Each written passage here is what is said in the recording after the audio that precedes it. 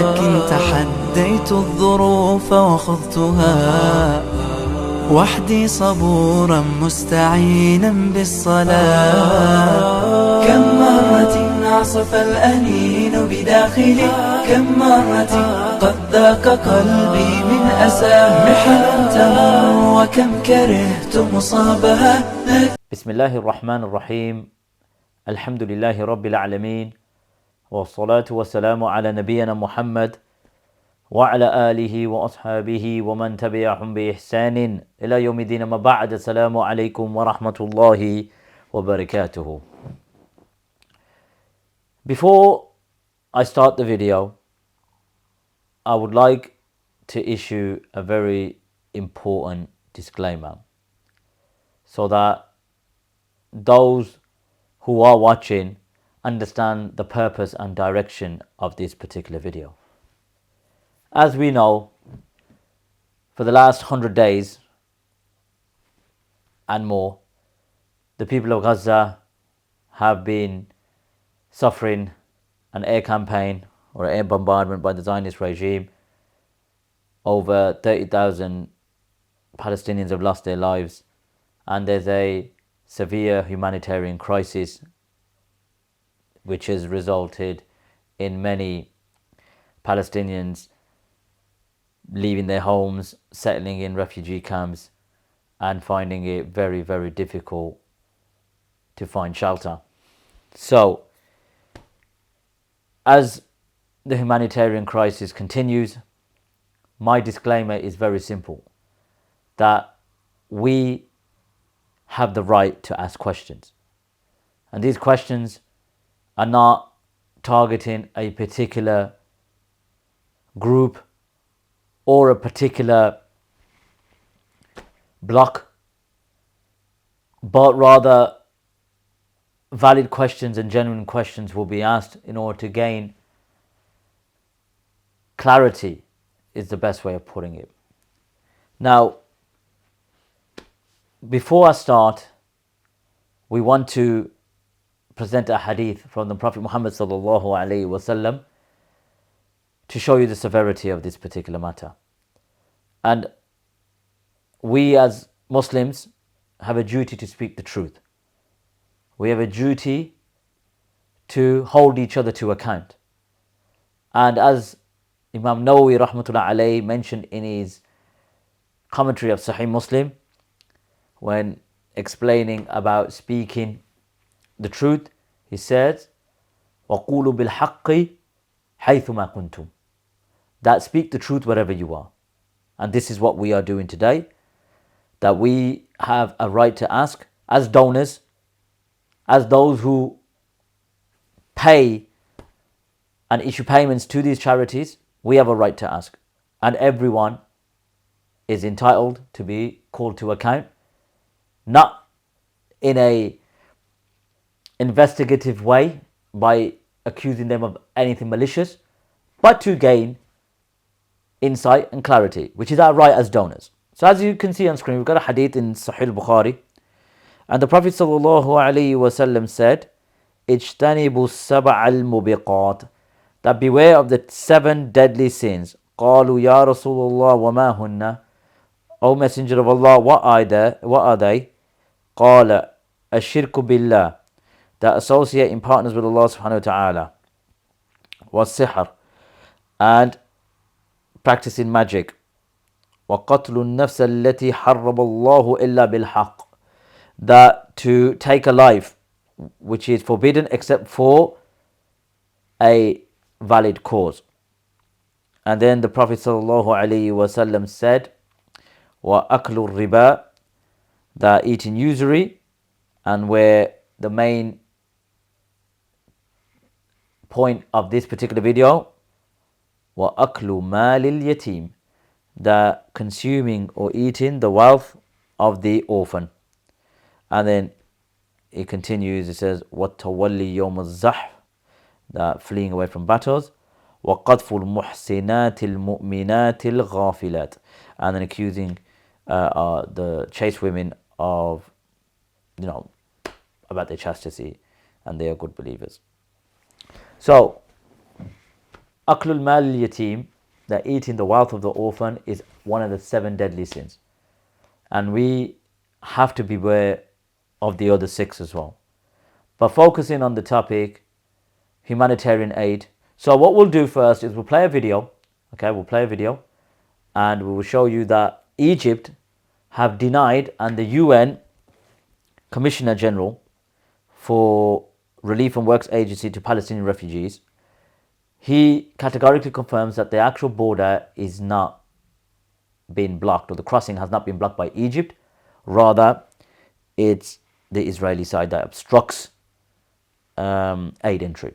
So have a listen. زار المفوض العام لوكالة غوث وتشغيل اللاجئين الفلسطينيين الأونروا فيليب لازاريني معبر رفح البري. وأكد لازاريني أن الجانب المصري لم يغلق معبر رفح يوما واحدا منذ بدء العدوان الإسرائيلي على قطاع غزة، وأن الإجراءات الإسرائيلية هي من تعرقل وتعوق وصول المساعدات إلى القطاع، حيث طالب بإدخال مزيدا من المساعدات الإنسانية إلى قطاع غزة، مناشدا المجتمع الدولي محاولة إيقاف الحرب الدائرة في غزة. So as you heard a report from Al Qahira TV that Philip Lazzarini, and as you can see on screen, we would use State Information Service, okay, and we'll get to the spokesperson for this particular department, that the Egyptian side never closed the Rafah border crossing for 1 day since the start of the war, but it's the Israeli side that obstructs aid entry, the Israeli side,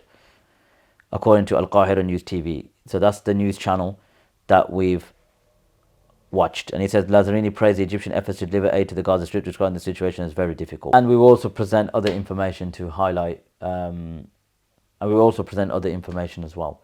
Now, over the course of the last 2 days, the United Nations Relief and Works Agency for Palestinian Refugees, UNWRA, that's the abbreviated letters, they had their funding cut because of the Zionist allegations that they were complicit in the attacks against Israel. So what I'm going to do is show you that the Palestinians or the Gazans are worried that they will starve due to these funds being cut, because, as we'll get to, many of the relief or aid entry are coming from certain states.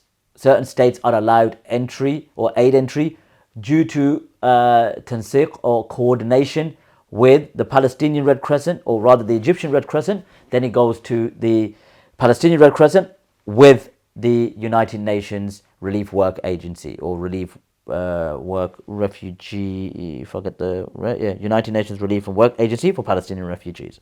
So have a watch of this video. الأونروا شريان الحياة عندنا. الأونروا هي، طب مين بده يطعمينا؟ مين بده يشربنا بعد الحرب وما بعد يعني؟ والله يكون معي للناس، ايش بدي اقول لك؟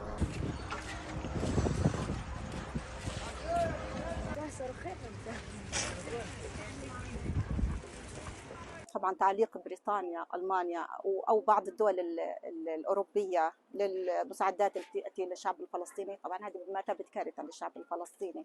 اليوم هم اعتبرونا اذا احنا يعني معاقبين انه احنا مذنبين مثل الاحتلال.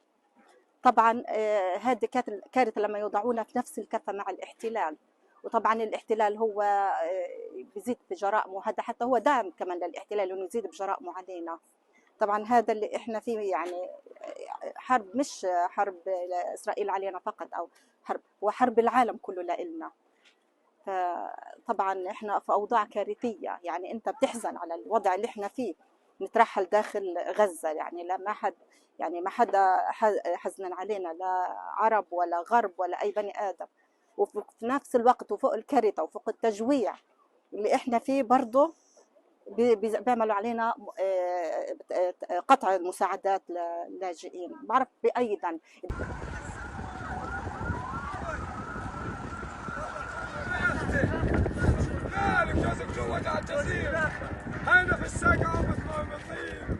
أنا كطفلة فلسطينية من حقي إنه الدول الأوروبية هذه إنها تساعدنا كإحنا نازحين فلسطينيين أو حتى كل قطاع غزة بكل أفراده المفترض يتلقوا هذه المساعدات من الدول الأوروبية. إحنا نزحنا للمرة الثانية من غزة وما وجدنا هذه المساعدات بتوصل لإلنا، ما وجدنا إنه الدول الأوروبية ساعدتنا. أنا إيش ذنبي كطفلة فلسطينية إنه ما أطلق هذه المساعدات؟ إيش ذنبي أعيش في هذا الرعب، في هذه الخيام اللي إحنا مش عارفين لا ناكل ولا نشرب، قاعدين بنجوع بنعطش. So as you heard, Palestinians are extremely worried due to the latest developments of funds being cut, and there's not much aid getting in. As you would continually see in this video, we'll present information upon information. So there's a drastic situation in Gaza right now. Now, as you can see on screen, we've got a United Nations website, OCHA, head of UN agencies, partners, we cannot abandon the people of Gaza. It mentions, the harrowing events that have been snowballing in Gaza since October the 7th have left hundreds of thousands of people homeless and on the brink of famine. UNRWA, as the largest humanitarian organization in Gaza, has been providing food, shelter and protection. Even its own staff members have been displaced and killed. Decisions by various member states to pause funds from UNRWA will have catastrophic consequences for the people of Gaza. No other entity has the capacity, listen to that, no other entity has the capacity to deliver the scale and breadth of assistance that 2.2 million people in Gaza urgently need. We appeal for these decisions to be reconsidered, etc. Now, this is in January the 30th, the day before. Look what it mentioned. Look what it states.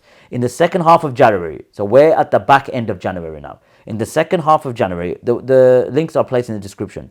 And also it mentions, in the second half of January, our humanitarian partners continue to observe an increasing trend in denied and restricted access to the northern and central areas of Gaza. Okay, the reasons include excessive delays for humanitarian aid convoys before or at Israeli checkpoints and heightened hostilities in central Gaza. Threats to the safety of humanitarian personnel and sites are also frequent, not only impeding the delivery of time-sensitive and life-saving aid, but also posing serious risks to those involved in humanitarian efforts. These are the donor countries that have reduced funding, as you can see. So you got many of the First Nation states that have cut the funding to UNWRA. Now, we're going to present a video now, okay, by Diyar Ishwan. Now, Diyar Ishwan is a spokesperson for the State Information Services, okay, and he highlights that the Israelis or the Zionists have stopped aid going in, and when aid is allowed, there are certain countries, along with communication or coordination with, and we'll get to the Egyptian Red Crescent, the Palestinian Red Crescent, that allows trickling of limited aid, not enough for the many refugees that are moving from North Gaza. North Gaza has completely been razzled to the ground. There is no life in northern Gaza. Everyone's moving to the south. So let's listen to the spokesperson for the State Information Services. So let's listen to Diyar Ishwan, Rais Hayya Al-Amma للإستعلامات. Okay, so he's the head of the State Information Services. ربما كثيرون لا يعرفون أن هناك 6 معابر أخرى غير معبر رفح ومعبر صلاح. هذه المعابر كلها من الجانب الإسرائيلي من الشمال، حيث يوجد معبر إريز وبعده معبر المنطار، ولدينا 6 معابر. بالمناسبة حتى لا نضيع المعلومات، هذه المعابر كانت هي الشريان الرئيسي للتجارة ما بين قطاع غزة وإسرائيل، وهي التجارة التي في بعض الشهور كانت إسرائيل تربح منها 300 مليون دولار، وبالتالي هناك مكاسب كمان إسرائيلية في هذه المعابر. والسؤال، إذا كانت إسرائيل تزعم أن مصر هي التي تغلق المعبر، وسأعود إلى هذا بالتفصيل، فلماذا لا تفتح إسرائيل معابرها؟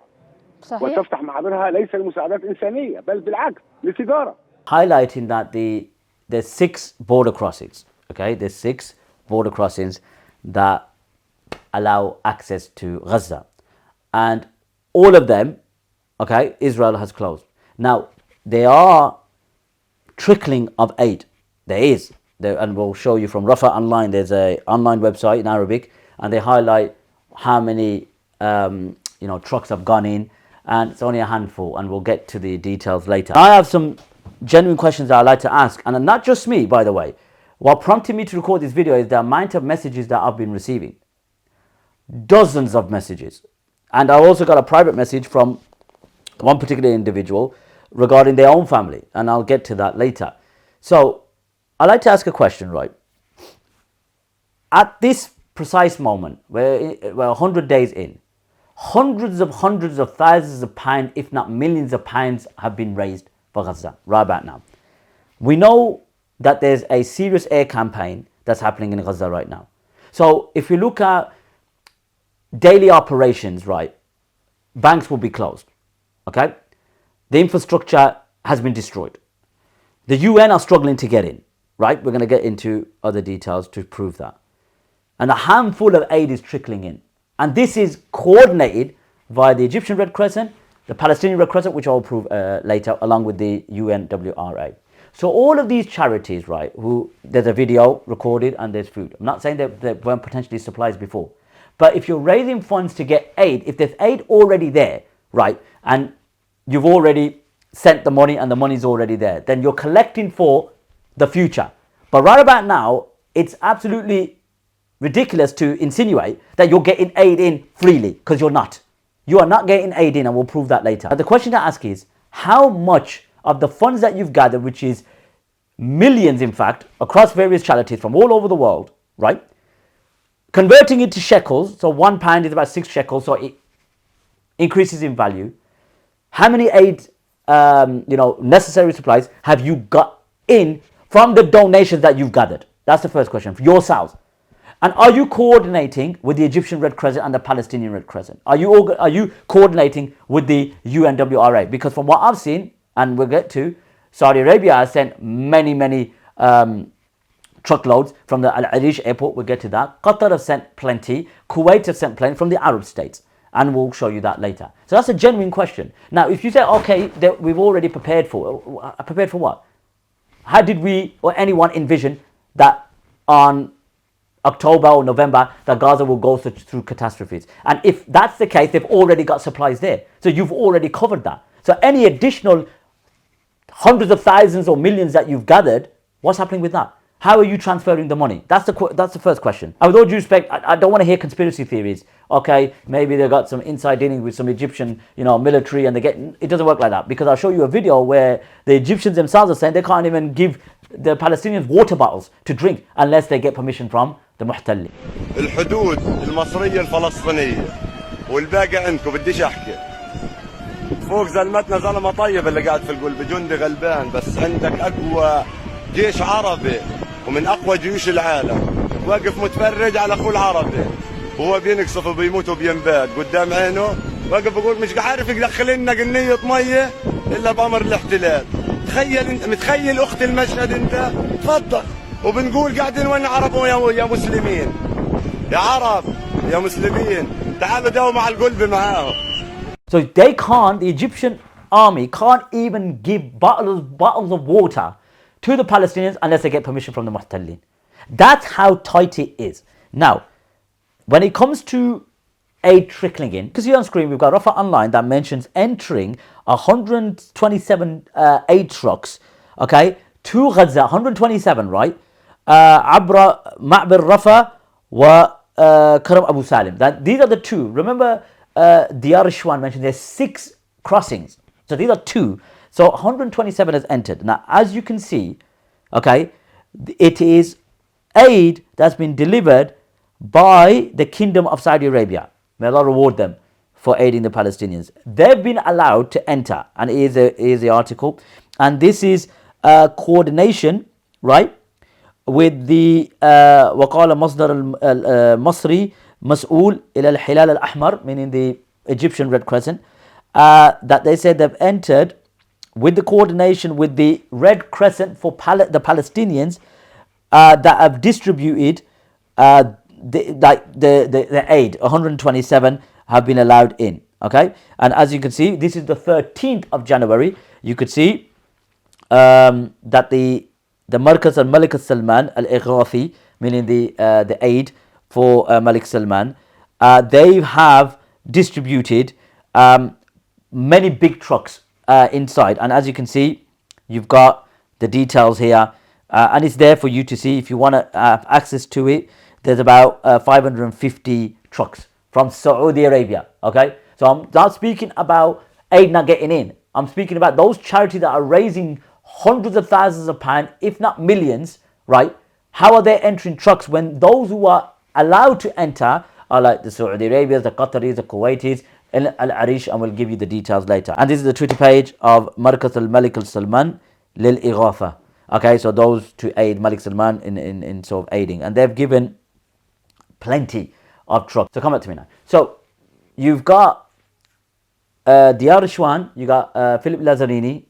So one's from the State Information Service from Egypt. The other is the Commissioner General of the UNWRA, saying that Egypt hasn't closed the border. It's Israel that's closed the borders. Diyar Ishwan said there's six crossings rather, and it's Israel that stopped it, not Egypt. Now there has been, when the truce happened, so obviously you've got some aid that there was a small truce or a window which allowed aid to go in, and that was also coordinated by the Egyptian Red Crescent and the Palestinian Red Crescent as well as other UN agencies. Now I'd like to ask some genuine questions, not coming from an angle of maliciousness, I assure you.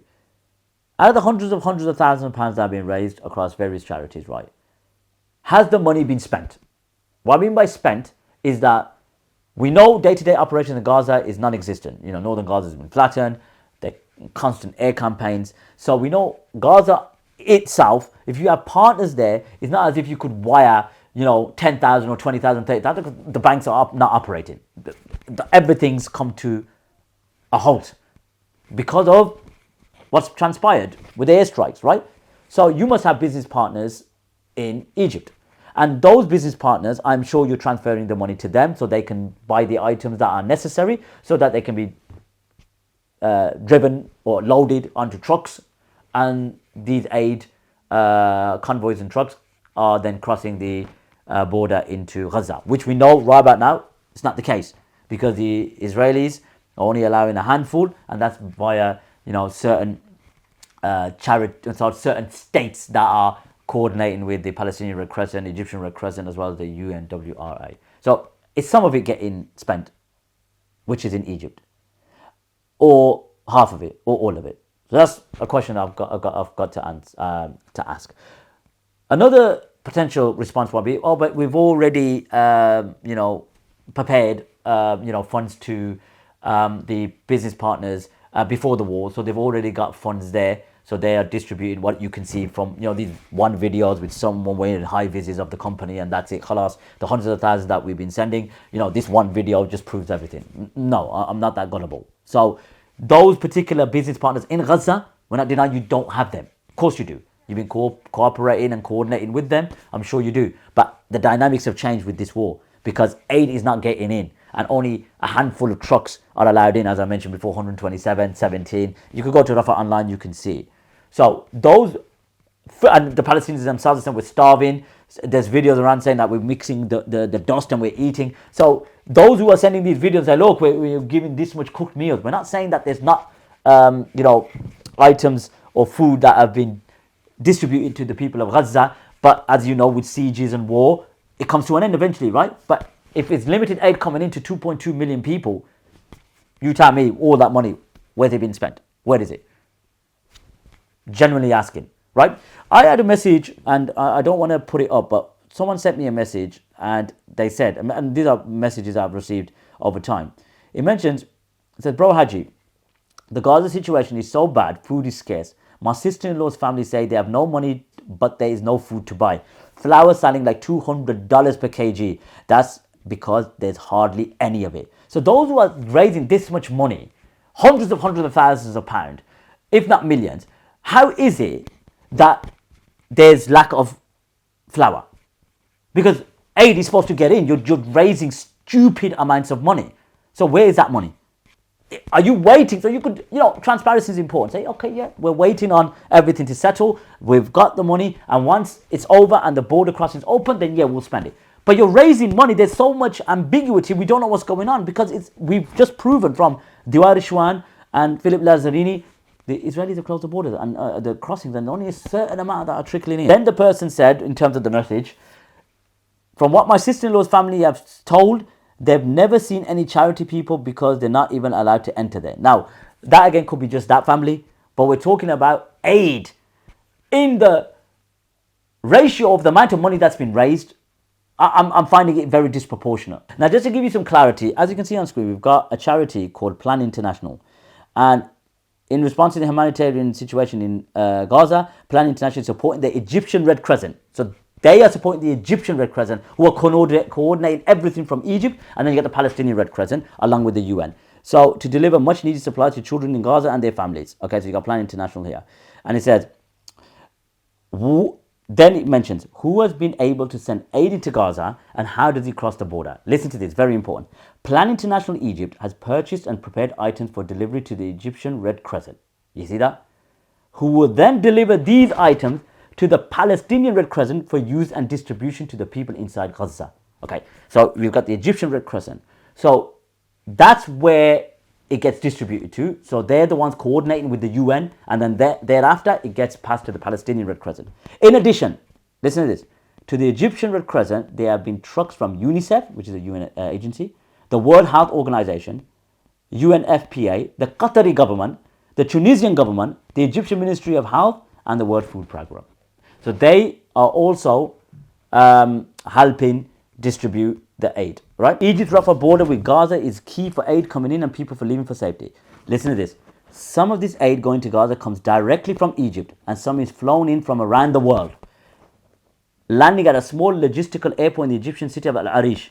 That cargo is loaded onto trucks that wait sometimes for days before entering Rafah. Delays have happened for a number of reasons, including Israeli shelling and bombardment of Gaza near the border, as well as lack of fuel or communication lines at times need to distribute aid inside Gaza. Listen to this. The head of operation for Egypt's Red Crescent, Lufti Ghait, says the Rafah crossing cannot keep up with the overwhelming scale of Gaza's humanitarian crisis. His team of volunteers and staff wearing bright red vests at the Rafah border at Al Arish airport are overseeing aid efforts in Egypt.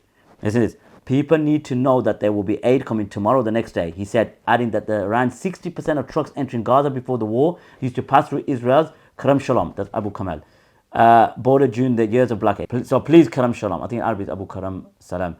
Please, Israel, give us that for our crossing point, Griffiths said in comments to reporters last week in Gaza. The UN relief agency that aids Palestinian, UNRWA, said is distributing aid that is coming into Gaza. They are, including flour, canned food, mattresses, tents, and other basic necessities, supplies, But it's not sufficient to meet the needs of hundreds of thousands of people. We need more now. And this was dated, 22nd November. So this is going back to the 22nd November. And it's got worse since that. Clarify, I am not insinuating foul play. What I'm asking is genuine questions. Hundreds of thousands of pounds have been raised. Have some of it, half of it, or all of it been spent? Where's it been spent? How are you getting the aid in? The 6 border crossings, which are controlled by Israel, right? Are you coordinating with the Egyptian Red Crescent? Are you coordinating with them, right?